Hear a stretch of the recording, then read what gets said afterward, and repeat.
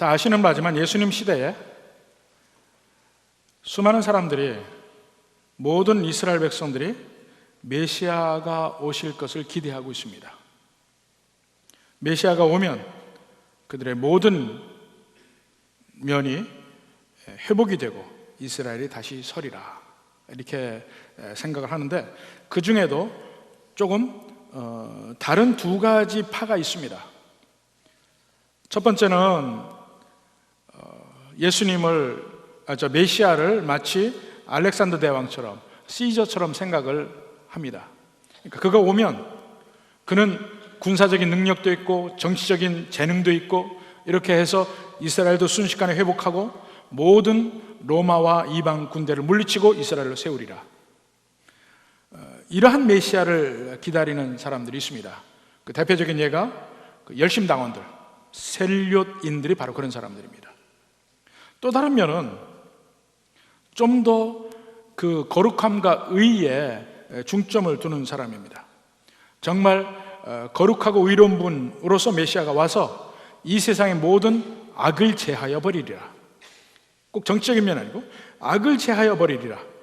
그래서 이 세상에 거룩함을 선포하고 심판을 선포하고 이러한 메시아를 기다리는 사람들이 있습니다. 대표적으로 그 에센페아 같은 사람들이 바로 그런 사람들입니다. 쿰란도 그런 사람들이고. 근데 세례 요한은 그 중에서 두 번째입니다. 메시아가 오셔서 이 세상의 모든 악을 제하여 버리리라, 이것을 기대하던 사람입니다. 근데 그가 옥에 갇혔어요. 마태복음 전체에서 이 세례 요한에 대해서 전부 세 군데에서 나옵니다. 제일 처음에는 요단 동편에서 세례를 주는데, 회개의 세례를 주는데 예수님이 오시고 예수님에 대해서 증거를 합니다. 그리고 마지막에는 14장에 보면 그 헤롯 왕의 부도덕함을 계속해서 공격을 하고 그것을 비판을 하고 이러다가 결국은 죽임을 당하는 장면이 나옵니다. 근데 죽임을 당하기 전에 이제 오늘 본문에서 세례 요한이 나오는 것은 먼저 감옥에 갇히죠. 그가 감옥에 갇혀 있을 때의 이야기입니다. 근데 감옥에 갇혀서 이제 요한이 혼자 있으면 생각을 해보니까 예수님에 대해서 확신이 가지 않는 거예요. 확신이 안 가요. 그래서 질문을 합니다. 2절에 보면 요한이 옥에서 그리스도께서 하신 일을 듣고 제자들을 보내어 예수께 여짜오되 그이가 당신이오니까 우리가 다른 일을 기다리오리까 하고 말합니다. 그러니까 예수님이 그리스도이신지를 잘 모르겠다입니다. 왜냐하면 예수님이 그리스도라면, 다른 말로 메시아죠. 메시아라면 당연히 이제 세례를 받을 때부터, 그때부터 공생애가 시작이 되니까 바로 이 세상을 평정을 하고 악을 제하고 이렇게 해야 되는데, 헤롯 왕 악을 자기가 얘기하잖아요. 그리고 옥에 갇혔는데 정말 예수님이 메시아라면 그 헤롯 왕을 전부 제거해야 될 거 아니냐 이거예요. 그것도 하지 않죠. 근데 예수님은 그 세례 요한이 이야기하는 것과는 좀 다른 면에 있어요. 그러니까 화평케 하는 자는 복이 있나니, 화평함을 얘기하고 원수를 사랑하라고 이야기하고, 그가 기대했던 것과 좀 다른 면이에요. 더군다나 정말 의로움의 대명사인 메시아인데 어떻게 그가 죄인들과 함께 식사할 수가 있겠느냐 이거예요. 죄인들은 멸해야 될 대상인데 어떻게 그가 이방인과 만나고 사마리아 여인을 만나고 그럴 수 있느냐. 이런 면에서 세례 요한에게 의심이 갑니다. 이분이 진짜 메시아 맞나? 아니면 다른 분을 기다려야 되는가? 그래서 질문을 합니다. 오실 그이가 당신이 오니까. 자, 오실 그이라 하면 그 전에 오신다고 하는 예언이 있겠죠. 그가 근거한 말씀이 있습니다. 그것이 이사야서 35장 4절입니다. 이사야서 35장 4절 보면 겁내는 자들에게 이르기를 굳세어라 두려워하지 말라. 보라 너희 하나님이 오사 보복하시며 갚아줄 것이다. 누가 와요? 하나님이 오신다고 돼 있어요.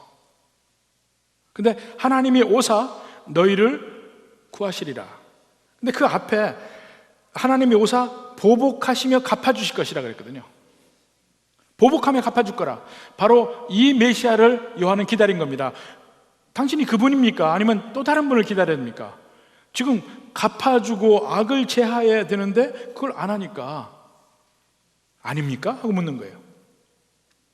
그러니까 그 배경에는 요한은 지금 심판주로서의 메시아를 기다리고 있는 겁니다. 예수님께서 대답을 합니다. 자, 4절 5절에 보니까 너희는 가서 듣고 보는 것을 요한에게 알리되, 자, 내용이 뭐냐면 맹인이 보며 못 걷는 사람이 걸으며 나병한 자가 깨끗함을 받으며 못 듣는 자가 들으며 죽은 자가 살아나며 가난한 자에게 복음이 전파된다 하라. 이 내용을 전하라 이겁니다. 근데 이 내용이 무엇이길래 이 내용만 전하면 요한이 알아들을 거라는 거예요. 이 내용이 어디서 나오냐면, 자, 지금 이사야서 35장 4절 읽었죠? 35장 4절부터 한번 봅시다. 다시 봅시다. 자, 하나님이 오사 보복하시며 갚아주실 것이라. 요한이 지금 이 면에서 묻고 있는데, 예수님은 또 다른 약속, 그 뒤에 나오는 약속을 상기시킵니다. 하나님이 오사 너희를 구하시리라. 구한다는 면을 얘기합니다. 근데 구한다는 의미가 뭐냐? 바로 그 뒷절 5절 6절에 나옵니다. 그때에 맹인의 눈이 밝을 것이며, 예수님이 얘기하죠. 맹인이 보며 못 듣는 사람의 귀가 열릴 것이며, 그때 저는 자는 사슴같이 뛸 것이며 말 못하는 자의 혀는 노래하리니. 하나님이 오시면 메시아가 올 때 이런 일이 벌어진다는 겁니다. 심판뿐만 아니고 그 연약한 백성, 가난한 백성, 이 사람들이 구원을 받으리라. 이면도 있다는 겁니다. 그래서 예수님이 하시는 말씀 뭡니까? 내가 바로 당신이 이야기하는 오실 그이, 바로 내가 그 사람 맞도다. 이 이야기를 하고 있는 겁니다. 그대로 이사야서 35장 말씀을 가지고 성경에서 오실 메시아에 대해서 뭐라고 얘기했느냐고요. 두 가지로 얘기했습니다. 심판의 메시아, 구원하실 메시아. 예수님이 지금 현재 하고 계신 것은 구원하실 메시아로서 이 일을 하고 있는 겁니다. 그러니까 이 일에 대해서 가서 전하라 합니다. 그러면 세례 요한은 바로 깨달을 것이다. 여기에 또한 하나 더 예수님의 말씀에서 또 하나 나오는 말이 이사야서 61장입니다. 61장 1절에 보면 주 여호와의 영이 내게 내리셨으니, 메시아의 말입니다. 이는 여호와께서 내게 기름을 부으사 가난한 자에게 아름다운 소식을 전한다. 다시 마태복음 11장 5절에 보면 뒤에 가난한 자에게 복음이 전파된다. 복음이 아름다운 소식이에요. 기쁜 소식이에요. 그대로 인용됩니다. 결국 예수님의 대답은 뭡니까? 내가 바로 그 메시아다 하는 겁니다. 내가 바로 그 메시아다. 심판에 대해서 이야기하는데 심판 나는 결국 올 거라입니다. 결국은 심판이 있지만은 그 전에 먼저 병든 자, 가난한 자에게 구원을 주시는 메시아로 이 땅에 오신 것이다 이겁니다. 자, 이렇게 해서 요한의 제자들에게 예수님이 누군지를 확실하게 설명하고 있습니다. 증거를 대고 있어요. 그 다음에 7절부터 24절까지는 바로 그 요한이 이 땅에 온 것을 근거를 가지고 왜 요한이 왔는데도 너희는 안 믿느냐, 바로 이런 말씀을 하고 있습니다. 7절부터 봅시다. 이제 초점이 이제 요한에게 한 말 말고 이제부터는 무리에게 하는 말입니다. 그들을 향한 말인데, 자, 7절부터 봅시다. 먼저 7절부터 10절까지. 그들이 떠나매 예수께서 무리에게 요한에 대하여 말씀하신다. 이제부터 요한에 대해서 크게 두 가지를 이야기합니다.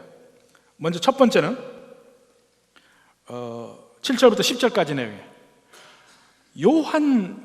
요한이 바로 그때 거기에 존재한다는 것 그 자체가 너희에게 하나님이 전하는 메시지가 있다는 거예요. 무슨 말이냐면 거기 보십시오. 너희가 무엇을 모르고 광야에 나갔더냐? 그들이 광야에 왜 나갔죠? 요한을 보러 나갔잖아요. 광야에 있는 세례 요한을 보러 나갔잖아요. 바람에 흔들리는 갈대냐, 좋은 옷을 입은 사람이냐? 그게 아니지 않느냐. 9절에 그러면 너희가 어찌하여 나갔더냐? 선지자를 보기 위함이었더라. 세례 요한이요. 세례 요한을 보러 너희가 나갔지 않느냐? 당신들이 그를 선지자로 알고 있지 않느냐? 맞다, 그가 선지자인데 선지자보다 더 나은 자라. 여기에 이제 요한의 신분의 핵심이 있습니다. 선지자보다 더 나은 자라. 그가 왜 선지자보다 더 나은 자냐면 요한은 존재 자체가 이미 구약에서 예언이 된 사람이라, 예언의 대상인 사람이라, 그것이 다른 선지자와 달라요. 앞으로 이러이러한 선지자가 올 것이라 이렇게 말하고 온 사람들이 없어요. 요한은 이미 얘기했단 말입니다. 그 요한이 누구인지를 알면 그 요한을 통해서, 요한과 예수님의 관계를 통해서 예수님이 누군지를 알게 되어 있다는 거예요. 자연에 요한이 누군지가 알기만 하면. 자, 거기에 보면 선지자보다 더 나은 자라. 왜 나은 자냐 하면 미리 약속된 것 10절에 보십시오. 기록된 바 보라 내가 내 사자를 내 앞에 보내리니 그가 내 길을 내 앞에 준비하리라. 구약에 이렇게 약속된 사람으로서 왔다는 거예요. 그럼 구약의 말씀이 뭐냐면 말라기서 3장 1절입니다. 말라기서 3장 1절 봅니다. 만군의 여호와가 이르노라 보라 내가 내 사자를 보내리니 그가 내 앞에서 길을 준비할 것이요. 하나님이 사자를 보냅니다. 사자가 누구죠? 세례 요한이죠. 세례 요한을 보냅니다. 그가 내 앞에서 길을 준비할 것이라. 그럼 그 뒤에 누가 가요? 하나님이 가신다는 얘기예요. 하나님이 가셔요. 그러니까 옛날에 조선시대 보면 사또의 행차가 있으면 제일 앞에서 사또 납신다 하고 앞에서 외치는 이방이 갑니다. 그러면 그 뒤에 사또가 가잖아요. 또 암행어사가 나타나도 암행어사 출두요 하는 사람이 있잖아요. 그럼 그 뒤에 진짜로 암행어사 이몽룡이가 가잖아. 그런 식이에요. 앞에 사람이 확실하게 외치면 그 뒤에 누가 가는지를 확실하게 알 수 있다 이겁니다. 그 사람이 세례 요한이 아니냐. 세례 요한은 선지자보다 큰 사람입니다. 왜 크냐? 예언된 사람이에요. 어떠한 예언이냐? 하나님 앞에 길을 예비하는 사람으로 예비된 사람이라. 그러면 결국 요한이 그런 사람으로 여기 있다는 것은 뭘 증명해요? 예수님이 누군지를 증명하고 있는 거예요. 예수님이 누군지 증명하고 있는 거예요. 그리고 그 면에서 이 예수님이 하신 말씀과 말라기서 3장 1절을 좀 잘 비교를 해봐야 됩니다. 말라기서 3장 1절에 보면 내가 내 사자를 보내리니 그가 내 앞에서 길을 준비한다. 지금 하나님과 사자만 나와요. 사자를 먼저 보내는데 그가 하나님이 가시는 그 앞길을 준비해요. 지금 말라기 3장 1절은 그렇게 됐습니다. 근데 예수님이 이야기하신 말씀을 보면 좀 달라요. 한번 보십시다. 10절에 보라 내가 내 사자를 말라기서대로 얘기하면 보내노니 하고 해야 되는데 내 앞에 라는 말이 들어갔어요. 그가 준비하리라는 말라기 3장이 있어요. 근데 내 길을, 요즘에 나 너를 구별하라 해서 하려고 하니까 요새 니라고 주로 많이 하잖아요. 네 길을 네 앞에, 이 말이 더 들어가는 거예요. 자, 이렇게 2인칭 단수가 들어갔어요. 말라기에 없던 말씀이. 이게 뭐냐 이거예요. 자, 분명히 말라기 3장에서는 하나님이 말씀하시기를 내 앞길을 사자가 예비하리라 그랬어요. 근데 여기 보니까 한 분이 더 나오는 거야. 지금 말씀하는 분은 누굽니까? 성부 하나님이에요. 사자는 누굽니까? 또 요한이에요. 근데 너라고 하는 그 사람이 누굽냐? 예수님이에요. 예수님에 대해서 이야기합니다. 자, 내 앞에 보내노니, 그러면 사자가 가고 그 다음에 가는 게 누구예요? 지금 예수님 말씀대로 하면 사자가 가서 준비하고 예비하는 것은 누구의 길을 예비하냐? 예수님의 길을 예비한단 말입니다. 말라기 3장에서는 하나님이 말씀하시기를 그 사자가 내 길을 예비하리라고 했어요.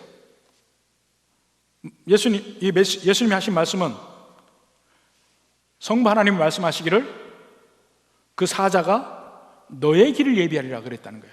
그 너가 누구냐? 예수님의. 그럼 예수님이 누구라고요?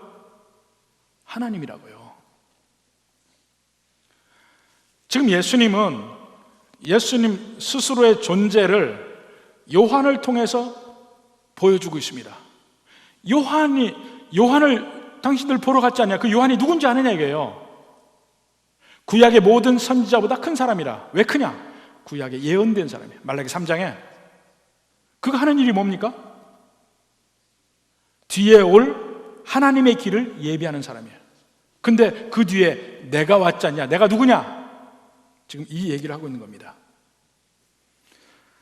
요한의 존재를 확실히 알면 예수님이 누구신지를 알게 될 거라고 합니다. 또 다른 면, 요한에 대해서 또 다른 면을 이야기합니다. 그건 11절에서 15절까지. 자, 봅시다. 내가 진실로 너에게 말하노니 여자가 낳은 자 중에 세례 요한보다 큰 이가 일어남이 없도다.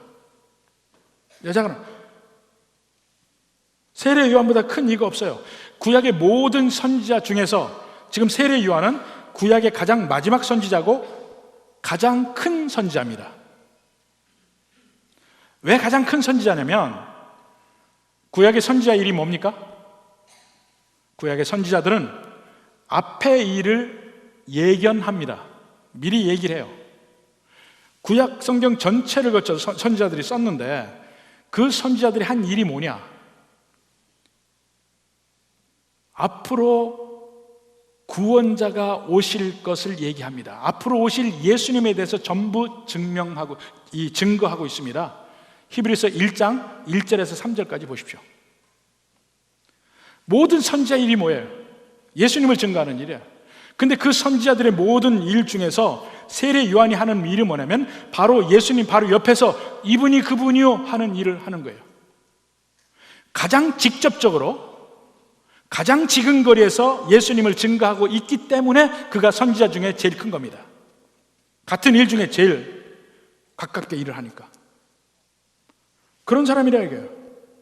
그래서 요한이 왜 큰지를 분명하게 이야기하고 있고, 근데 그 뒤에 얘기, 그러나 천국에서는 극히 작은 자라도 그보다 크니라.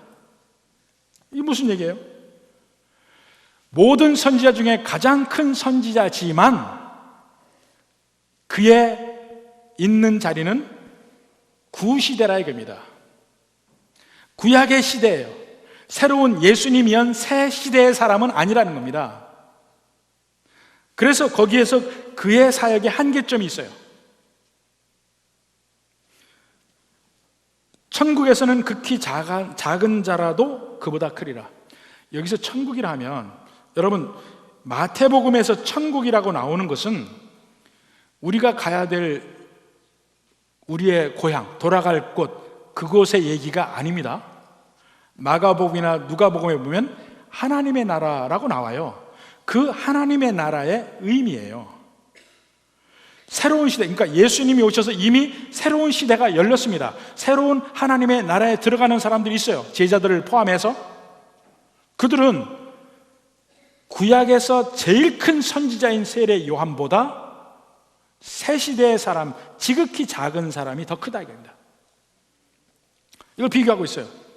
그러니까 이런 걸 비교함으로써 구시대와 새 시대의 극명한 차이점을 이야기하고 있는 거예요. 지난번에 우리 청년 중에서 폭스바겐에서 일을 하고 있는 우리 청년이 있습니다. 제가 궁금했던 걸 하나 물어봤어요. 이 폭스바겐이 폭스바겐 차도 만들고 아우디도 만들어요. 잘 모르시는 분은 그냥 들으시기 바랍니다. 폭스바겐도 말고 아우디도 만들어요. 근데 두 차가 어떤 차이가 있냐 제가 물어봤어요. 그랬더니 폭스바겐에서 쓰이는 부품 중에 제일 좋은 것이 아우디에 쓰는 부품에 제일 안 좋은 거하고 똑같대. 앞으로 폭스바겐 사지 말고 아우디 사세요. 그렇게 비교해요. 그러니까 완전히 급이 다르잖아요. 급이. 마치 그런 식이에요. 예수님 구약에서 제일 큰 세례 요한도 새로운 시대에 극히 작은 자보다 못하다는 거야. 이걸 얘기합니다. 신약의 새로운 면. 근데 그 새로운 천국의 주인이 누구예요? 시작하는 분이 누구예요? 예수님이죠. 세례 요한이 천국의 가장 작은 자보다도 못하다면 예수님은 어떤 분이냐 이게요. 예수님 옆에 세례 요한이 존재하는 것이 이 두 가지 면에서 예수님을 증거하고 있어요. 하나는 세례 요한의 존재는 뒤에 오실 하나님인 메시아를 증거하고 있어요. 그게 예수님이라는 거예요. 세례 요한이 존재하는 것은 보면 볼수록 그가 그렇게 큰 자인데 새로운 시대의 사람하고는 질적으로 다르다는 거예요. 둘 다 뭘 얘기합니까? 예수님에 대해서 이야기하고 있어요. 세례 요한의 존재 자체가 예수님이 누군지를 얘기하고 있다 합니다. 그게 바로 주님 앞에 길을 예비하는 바로 그 내용이야. 그가 존재하는 자체가, 그가 선포하는 말씀 자체가 뒤에 오실 예수님이 어떤 분인지를 증거하고 있어요. 그러니까 아는 사람이 보면, 성경을 아는 사람이 보면, 예수님의 설명을 들으면, 예수님이 세례 요한에 설명하면 예수님이 보이는 거야. 그래서 그 뒤에 귀 있는 자는 들을지어다 하고 이야기하는 거예요. 믿고 들으라 이겁니다. 그 중에 12절 말씀 한번 봅시다. 12절. 세례 요한의 때부터 지금까지 천국은 침노를 당하나니 침노하는 자는 빼앗느니라 그랬습니다. 자, 여기서 천국은 침노를 당하나니 하고 해석을 했는데, 여기에 그 문법적으로 보면 이 능동태로도 볼 수 있고 수동태로도 볼 수 있는 단어, 이 문법입니다. 그래서 어떤 분들은 천국이 주어야, 천국이 이 세상에 침노하러 와서 빼앗는다. 하나님의 나라가 이 땅에 와서 예수님이 복음을 증거할 때마다 안 믿는 사람이 주님 앞에 돌아오고 하나님 나라의 백성이 된다. 이렇게 볼 수 있고, 또 다른 수동태로도 해석할 수 있습니다. 수동태는 뭐냐면 천국이 와 있는데 천국을 공격하고 천국에게 빼앗는다 이겁니다. 빼앗김을 당해 천국이. 이 두 가지 해석이 다 가능합니다. 둘 다 얘기를 들었을 거예요. 근데 이 자체 문맥으로는 이 둘 중에 어떤 것이 맞는지 잘 모르지만 좀 더 문맥을 넓혀가서 보면 아마도 두 번째 해석이 더 가능할 것이라고 생각을 해요. 여기는 이 우리말의 해석 그대로 수동태로 천국은 공격을 당하고 침노를 당하고 빼앗김을 당한다는 얘기예요. 근데 당장 여기 나오는 세례 요한을 보십시오. 예수님을 보십시오. 세례 요한 온갖 고난을 당하고 감옥에 갇혔다가 결국 목이 잘려 죽습니다. 예수님 사역을 하시다가 결국은 십자가에 돌아가십니다. 이런 면으로 볼 수가 있다는 거예요. 이 모든 일이 이걸 보고 예수님의 말씀을 믿을 수밖에 없다는 거예요. 이 모든 것을 미리 다 얘기를 하시니까. 그러면서 귀 있는 자는 들을지어다 하고 얘기를 해요. 들으라 이겁니다. 그리고 후반부에서는 이제 16절부터 24절까지는 믿지 않는 이 세대에 대해서 이야기를 합니다. 한번 봅시다. 16절에서부터 먼저 그 뒤에 결국은 이야기하는 게 누구냐면 21절부터 24절까지 보면 세 도시가 나옵니다. 예수님 당시의 세 도시, 화 있을진저 하고 말하는 세 도시가 어디입니까? 제일 먼저 고라신, 벳세다, 23절에 가버나움, 이 세 도시가 나옵니다. 이들과 비교되는 구약의 도시들이 있어요. 21절에 보면 두로와 시돈이 있고 24절에 소돔이 있습니다. 제 얼굴을 봐서 그 성들의 이름이 나오지 않습니다. 성경을 봐야 나옵니다. 세 성과 신약의 세 성, 구약의 세 성 비교하고 있는데, 구약의 세 성은요, 이미 구약에서 특히 에스겔서 26절에서 28장까지 보면 구약에서 화 있을진저 하고 계속 심판을 예언한 도시들이에요. 두로, 시돈, 소돔은 이미 심판당했고, 근데 그 도시보다 현재 예수님 당시에 있는 고라신, 벳세다, 가버나움, 이들의 심판이 더 중하다, 이걸 얘기하고 있는 거예요. 왜 그들의 심판이 더 중할 것이냐면 그 이유가 16절에서 19절, 20절까지 이야기합니다. 봅시다. 16절부터 이 세대를 무엇으로 비유할까? 비유하건대 아이들이 장터에 앉아 제 동물을 불러 이르되 우리가 너희를 향하여 피리를 보도 너희가 춤추지 않고 우리가 슬피우로도 너희가 가슴을 치지 아니하였다함과 같도다. 그러니까 앞에서 무슨 일을 해도 기쁘게 해도 안 웃고 슬픈 일을 보여줘도 울지 않고 가만히 있다는 얘기입니다. 이게 뭐하고 바로 연결되냐면 세례 요한의 사역과 예수님의 사역이 다 연결이 돼요. 세례 요한은 어떻게 합니까? 이 세상에 죄악에 대해서 드러내고 회개를 하라고 외치고 금욕 생활을 합니다. 그러니까 그들이 뭐라고 그래요? 귀신 들렸다. 그 다음에 예수님이 와서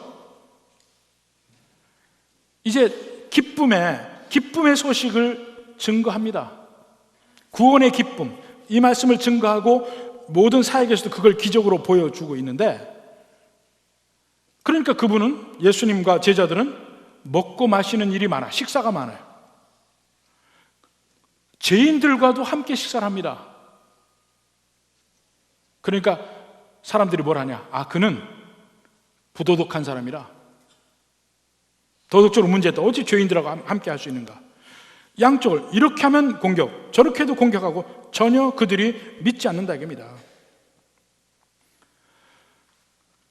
예수님이 하시는 말씀이 뭐냐면, 자, 지금 여기서 말하는 고라신, 벳세다, 가버나움, 특히 가버나움 같은 경우는 어떤 도시보다도 복음에 대해서 많이 듣고 예수님의 일을 잘 압니다. 바로 가버나움이 예수님의 모든 사역, 갈릴리 사역의 중심, 본부였잖아요. 그래서 성경에도 보면 본 동네라고 나옵니다. 가버나움이. 여기 갔다가도 돌아오시고 저기 사역 갔다가 돌아오시고, 그 사람들이 그렇게 계속 봤어요. 놀라운 기적도 보고 예수님 말씀도 누구보다도 자주 들었고, 그런데 그들이 전혀 믿지 않은 거야. 움직이지 않은 거야. 그들의 그 믿지 않음, 그 죄가 얼마나 크냐 하는 것을 얘기해요. 얼마나 큽니까? 소돔의 죄보다도 그들이 크고 두루와 시돈의 죄보다 그들의 죄가 더 크다는 거야. 근데 죄의 내용이 뭡니까? 믿지 않음이에요. 앞에 기적을 행하고 복음을 증가하고 이렇게 해도 전혀 흔들림 없이 믿지 않는 그 죄, 그게 크다는 거예요. 근데 여러분이 가버나움 사람이 돼서 한번 생각해 보십시오. 가버나움 사람은 어떻습니까? 오늘날의 모든 보통 사람들과 다를 바가 하나도 없는 사람들이에요. 그냥 자기 삶을 살았을 뿐이에요. 열심히 밭을 갈다가 저기 예수란 사람이 가네? 아, 그 뒤에 많은 사람이 따라가는구나. 또 밭 가라. 또 예수님이 와서 베드로의 장모의 또 열병을 고쳐주네? 베드로 장모 열병을 그 사람이 고쳐줬대. 그리고 자기 일 또 해. 누구도 그 사람에게 나았대. 그래? 또 자기 일 해요. 가버나움 사람들은 그렇게 한 죄밖에 없어요. 요즘에 사는 사람들의 삶과 다를 바가 뭐가 있습니까? 하나도 없죠. 그 사람들이 뭐 살인을 했습니까? 간음을 했습니까? 뭐 어떤 큰 죄를 지었습니까? 아무것도 아니에요. 그런데 갑자기 예수님의 말씀으로 날벼락 맞았습니다.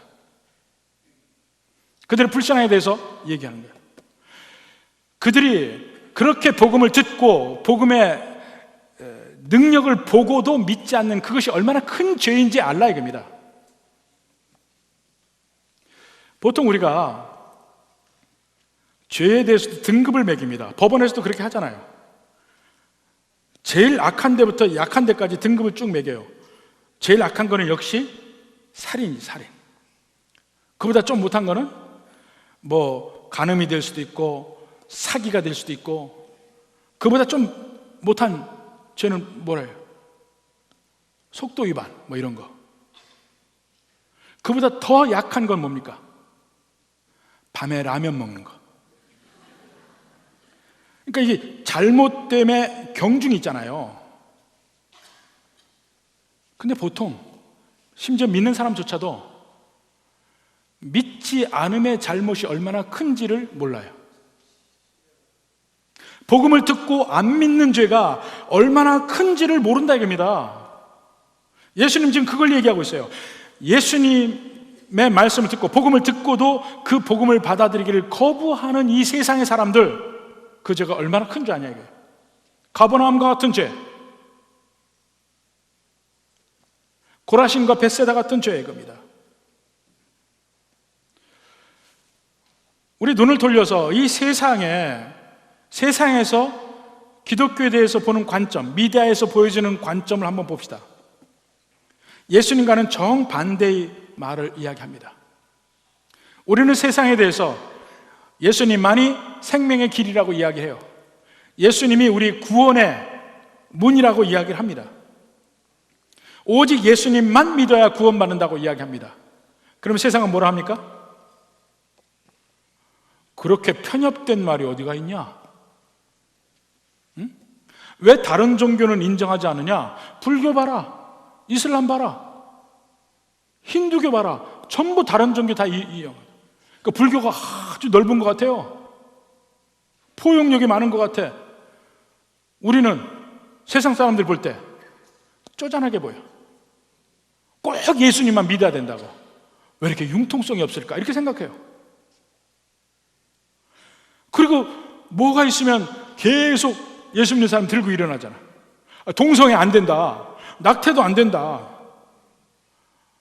왜 사람들이 마음이 넓지가 못하냐? 그러니까 예수님 제대로 믿는 자체가 세상에서는 잘못된 거라고 생각해요. 그리고 각자 다 자기 믿음대로 사는 거지 왜 굳이 전도를 해서 꼭 교회로 데리고 오려고 그러냐 이게요. 교회 사업을 잘 되게 하려고? 이런 식으로 생각을 합니다. 그러니까 예수 믿고 예수님을 제대로 믿는 것이 오히려 죄인 취급을 당하는 이 세상에 살아요. 근데 거기에 대해서 예수님은 여기서 뭐라 하는 거예요? 이렇게 많은 사람들을 믿고 수많은 사람들이 예수님 믿고 변화됐잖아요. 그 능력이 보이잖아. 그걸 다 보면서도 그렇구나 하고 자기 일하고, 그렇구나 하고 또 자기 일하고. 그게 얼마나 큰 죄인 줄 아느냐? 소돔이 멸망을 당했는데 그들의 죄가 뭡니까? 부도덕한 죄였어요. 동성애도 있고 사람의 목숨을 전혀 중하게 생각하지 않는 그런 사회. 그들의 죄보다 복음을 전파해도 믿지 않는 가버나움 사람 같은 그 사람들의 죄가 더 중하고 크다 이겁니다. 그냥 안 믿는 죄.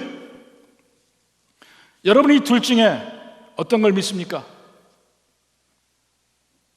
대부분 많은 사람들이 그 중간이야, 중간. 예수님 믿어야지. 그렇게 생각하면서 동시에 안 믿는 것이 그렇게 큰 죄라고 생각하지 않아요. 내 옆에 예수 믿는 사람이 있고 심지어는 같이 예배당에 나와 계속 예배 때마다 성경 말씀을 듣고 하나님 말씀 들어요. 그런데 안 믿는 사람이 있거든요. 그 죄가 얼마나 큰 줄 아십니까? 보십시오. 화 있을진저 고라시나, 화 있을진저 벳세다야. 마지막 날에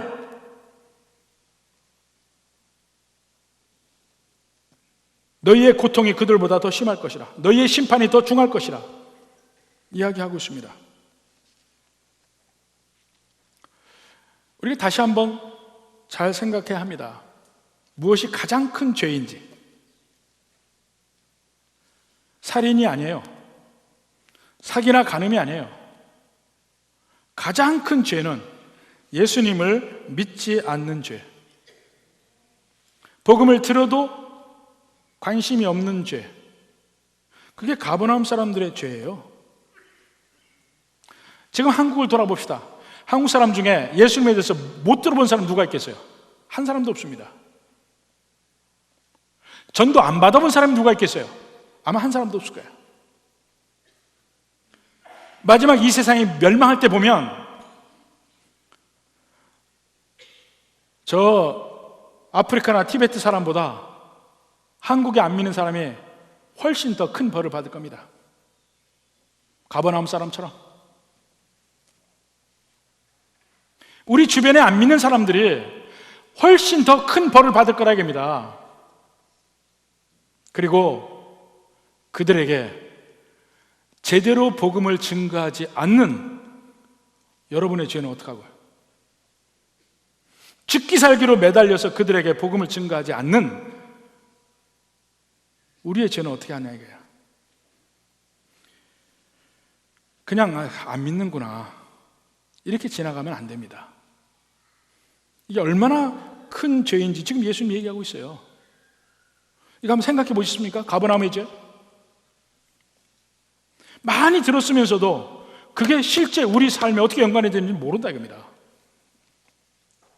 부디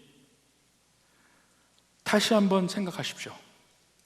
왜 예수님이 가버나움에 대해서, 고라신과 벳세다에 대해서 22절 보십시오. 내가 너에게 이르노니 심판날에 두로와 시돈이 너희보다 견디기 쉬우리라. 24절에도 내가 너에게 이르노니 심판날에 소돔 땅이 너보다 견디기 쉬우리라. 그들의 죄가 뭐예요? 안 믿는 죄예요. 전혀 움직이지 않는 죄. 부디 이 면을 다시 한번 생각해서 정말 간절한 마음과 긴박한 마음으로 예수님 잘 믿고 예수님 뜻대로 살고 열심히 전도할 수 있는 여러분이 되기를 주님의 이름으로 축원합니다.